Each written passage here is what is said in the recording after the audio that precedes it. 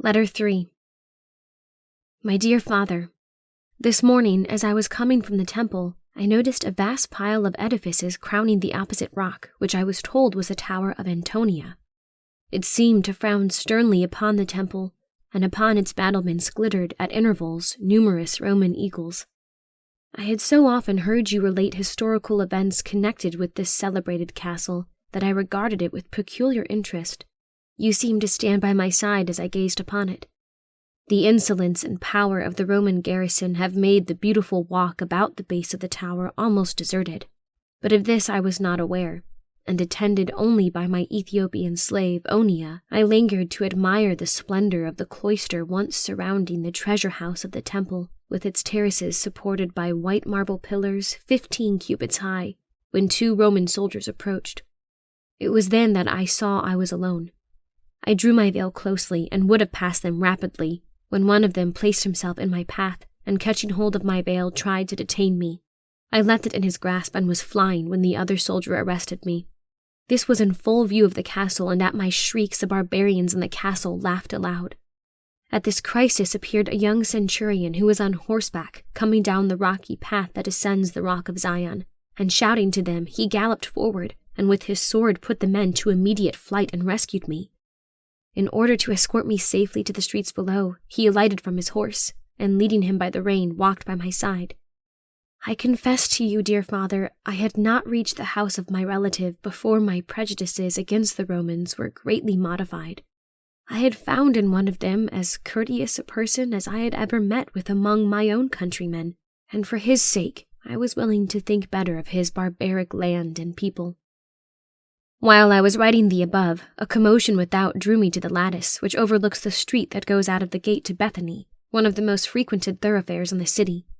The sight that met my eyes was truly imposing, but made my heart sink with shame.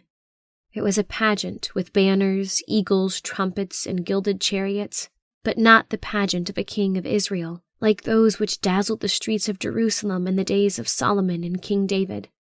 Not the triumphant passage of an Israelitish prince, but of the Roman governor, preceded by a cohort of horse. He rode in a gilded war chariot, lolling at his ease beneath a silken shade of blue silk fringed with gold. The horses were snowy white and covered with silver mail and adorned with plumes. He was followed by another body of cavalry, and at the head of them, looking more like a ruler and prince than did the indolent pilot, I beheld the generous centurion who had aided my escape from the 2 soldiers. His eye sought the lattice at which I stood, and I drew back, but not before he had seen me and saluted me. Certainly, Father, this youth is noble and courteous enough to be a Jew, and should any providence cause us to meet again, I shall try to convert him from his idolatry to serve the living Jehovah. You will remember, dear Father, that I alluded to an excitement that is increasing every day in reference to a new prophet who is preaching in the wilderness of Jericho. For 3 weeks past, several parties of citizens have been to the valley of Jordan to see and hear him, and have so far been carried away by him as to have been baptized of him in Jordan, confessing their sins. Among them is John, the cousin and betrothed of Mary. Upon his return, we saw that his countenance was animated beyond its wont, for he is usually of a sad and gentle aspect, and that his fine eyes beamed with an ardent hope that seemed new-born to his soul.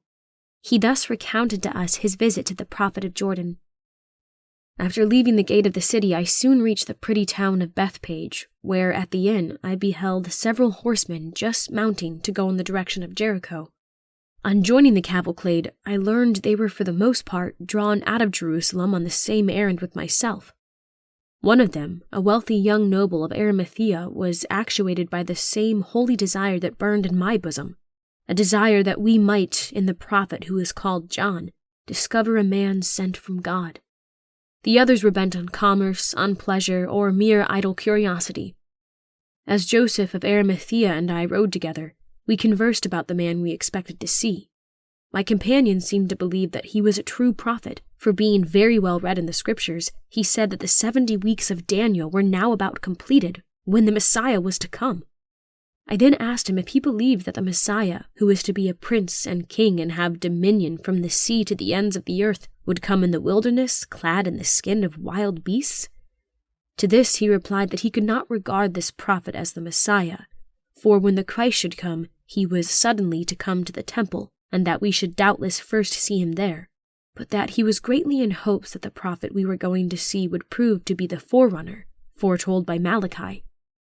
Those who heard him, said Joseph, as we rode into the village of Bethany, say that he publicly proclaims himself the forerunner of the Messiah.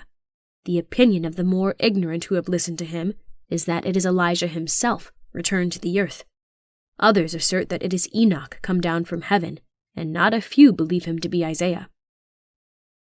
At this point of the narrative of the cousin of Mary, dear father, I will close this letter. In my next, I will resume his narrative, for when I have given it to you wholly, I have many things to ask you to which it gives rise in my mind. May the blessing of the God of Israel be upon thee, my dearest father. Adina.